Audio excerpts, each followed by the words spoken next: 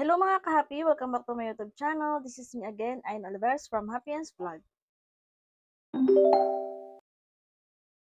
Ang video natin ngayon is about sa Nika Live, kung paano nga ba kumikita yung mga business developer or BD dito kay Nika Live.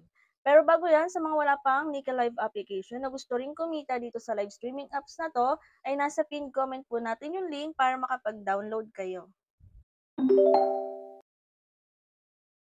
So ano nga ba yung base salary policy ng business developer?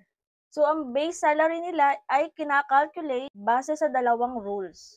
Ito ay ang effective guild at regular guild. So ano naman yung effective guild?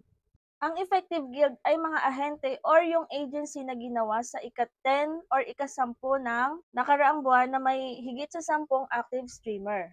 At may buwan ng kita na mas malaki sa katumbas ng $600. So ano naman yung regular guild?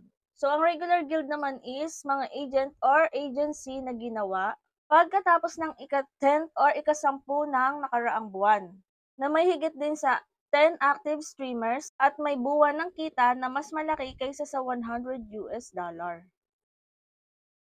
So ano naman yung mga active streamer? So yung active streamer, ito yung mga nagbo-broadcast na hindi bababa sa 4 na araw sa isang linggo. So kailangan active kayo kahit 4 days in 1 week. Pero mas okay kung everyday kayo magtatas. Kasi benefit din naman sa atin yun kasi tuwing nagtatas tayo dito kay Nikki Live is may nakiklaim naman tayo na rewards everyday. So ang active streamer ay kailangan nagbo-broadcast or nagtatas ng 1 hour or higit sa isang araw para maging counted siya as 1 day. Kung halimbawa, ikaw ay nag-task ngayon at hindi umabot ng 1 hour yung task mo, hindi siya counted as 1 day. Kung halimbawa hindi mo natapos yung iyong task, hindi siya counted na 1 day. So, doon bumabase yung pagiging active streamer natin sa isang guild or agency.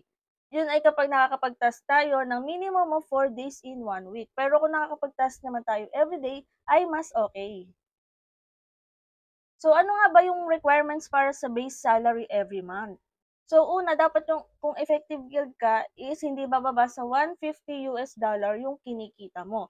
And then, kapag regular guild ka naman, so, ang katumbas ng higit sa isang guild ay katumbas ng $25. So, bawat guild yun. At ang maximum is 6 guild. So, about sa bonus policy ng BD is, so yung bonus commission naman is kinakalculate batay sa alinmang total performance o monthly performance ng isang ahente or ng isang agent. So, using the highest historical revenue as the baseline, the growth in shareable earnings for the current month is calculated. And then sa mga new agent performance calculation naman is using the total performance of agents newly recruited during the month, the growth in shareable earnings for the current month is calculated. I'll show you the table. So dito mga B, meron tayo ditong agents team income na tumataas ang kita bawat dolyar at ang bonus bawat buwan. So once na malaki yung kinikita mo, mataas din yung nagiging bonus mo. So, dito mga B, kung ang agency may kumikita ng $1,500 bawat buwan, ang iyong bonus ay magiging $100. At kung ang iyong kita ay tumataas ulit ng $3,500, maaari ka makatanggap ng bonus na $300 per month. At kung ang kita ng agency ay umaabot sa $5,500, maaari ka namang makatanggap ng hanggang $600 per month. At kung ang kita ng agency ay umaabot sa $8,000, maaari kang makatanggap ng bonus na $900. So, ganun kalaki, the more na kumikita yung agency mo is the more din na tumataas yung nagiging bonus mo.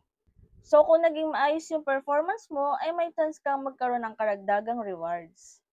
O, diba, mukhang madali yung pagiging BD agent. Pero as a BD, kailangan mo isaalang-alang na maging mahusay na leader at responsable. Kailangan mo maging isang magaling na leader, kailangan mong i-manage yung mga agency na hinahawakan mo. At kailangan mong siguraduhin na maabot nila yung quota. Pero kung ikaw, alam mo naman sa sarili mo na kaya mo maging agent or BD agent dito kay Nikki Live, ay hiring pa po sila at pwede ka pong mag-join sa kanila. So, yun lang mga ka-happy for today's video. Kung may mga tanong kayo, pwede kayong mag-comment or i-check nyo yung aking playlist dito sa aking YouTube channel. Baka po sakaling nandyan yung mga hinahanap nyo tutorial. At kung hindi pa kayo nakasubscribe, ay mag-subscribe na kayo para updated kayo sa mga susunod kong videos. Yun lang and thank you for watching!